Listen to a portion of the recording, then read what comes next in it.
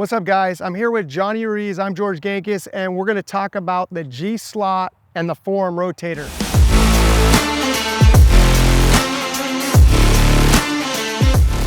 Now, they can go independent of each other.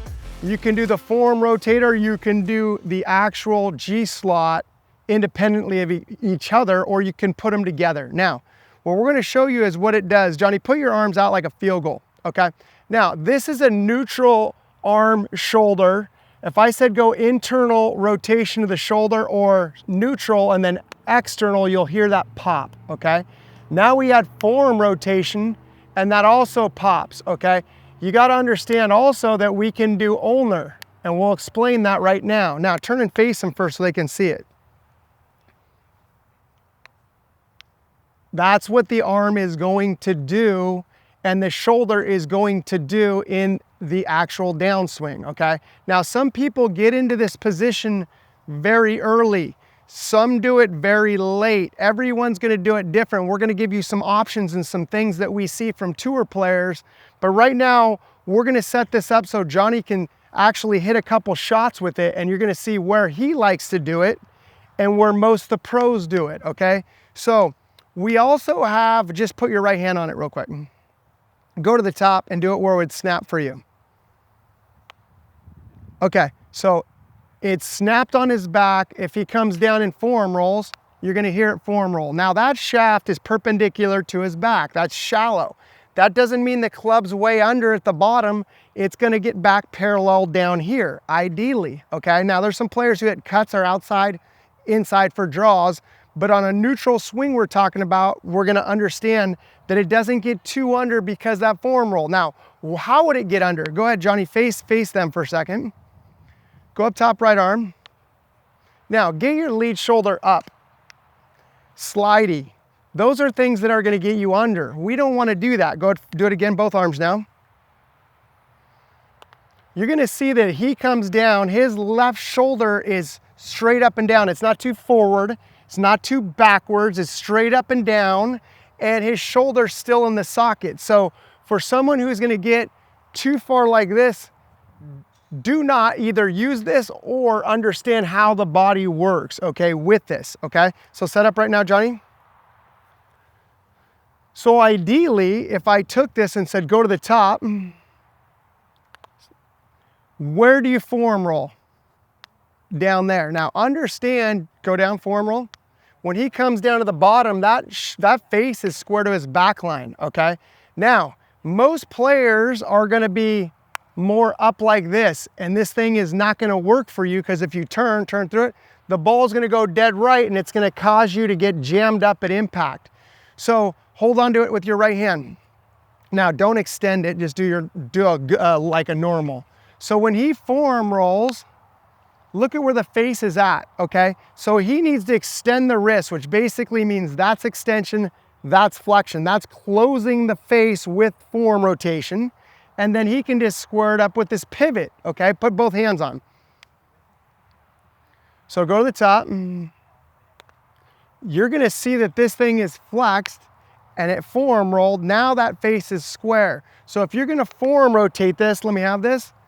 Forearm rotate this and the face is open, this is not gonna work, okay? You're just gonna hit it right or you're gonna start going back over the top. So the more and more we shallow this thing, the more and more you have to flex this wrist or get a stronger grip. Straight, 90 degrees, 45 is neutral. If you can't flex the wrist, you need to get it stronger than neutral because that's gonna close the face for you easier, okay? So if I get a player that pops it on their back and then forearm rotates and then their face is open, I tell them to get a G snap, show them the G snap. That's gonna close the face, okay? You do not wanna do this with an open face. So go ahead, Johnny. Now tell them where you snap it, okay? Tell them at like second parallel what happens. Right here, second throw, I snap. Snap and had the shoulder go external, okay? He has not forearm rotated. Now forearm rotate without taking a backswing. See that right there? That's forearm rotation, okay? So he's still pointing this at ball line or inside ball line. Then he forearm rolls and gets it back on top of the plane, okay? So shallow doesn't mean under, it means shallow, then cover the ball, meaning staying on top of the plane, okay? So why don't you do us a favor and just take it to second parallel where you pop both of them and then take it to the top and hit one.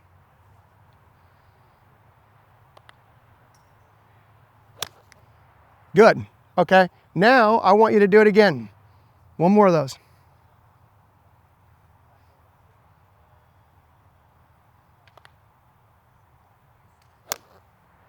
Very good, okay. So when you see him come down, you're gonna see some form roll, you're gonna hear it pop, okay. Now I'm gonna have him do it in motion, okay. So that's how people learn right there. Do a rehearsal first.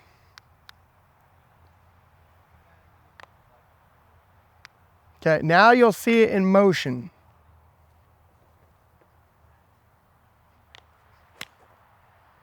Very good. Now, what do you feel? Is there anything that feels different than what you normally do?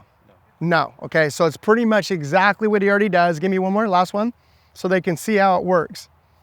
Do a rehearsal again.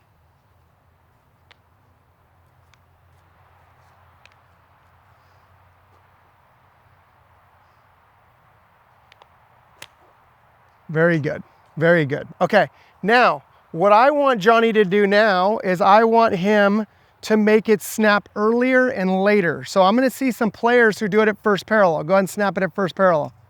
Okay, so that thing already snapped his shoulder external. A lot of people like that. Now, do one at second parallel. Popped on his back there. Now do it at the very top. Okay, now I want you to do one in transition. Nothing turned, go, go, go.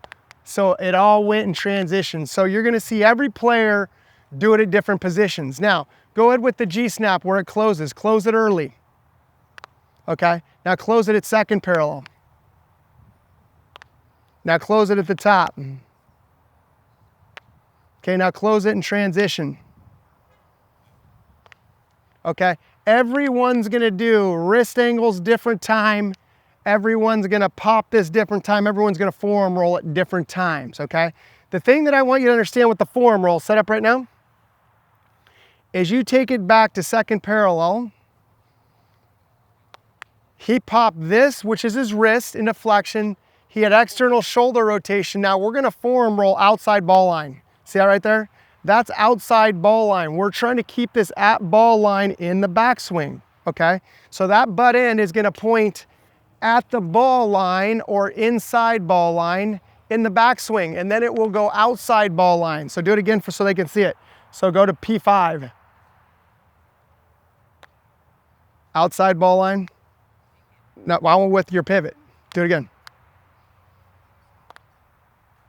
Right there. Now look at how far outside that is. It doesn't need to be anywhere but perpendicular to his back line. That would be shallow, okay? So it doesn't need to go more than that, okay? So what we're gonna do now is I want you to do them all in transition. Can you do them all in transition?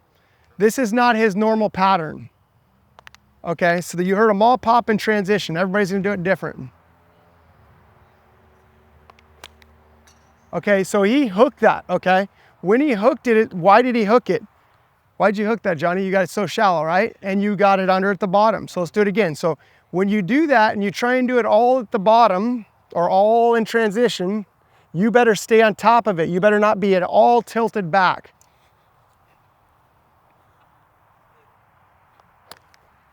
Much different, right? Okay, so that's how I want you guys to understand that there's a lot of different ways to use this thing.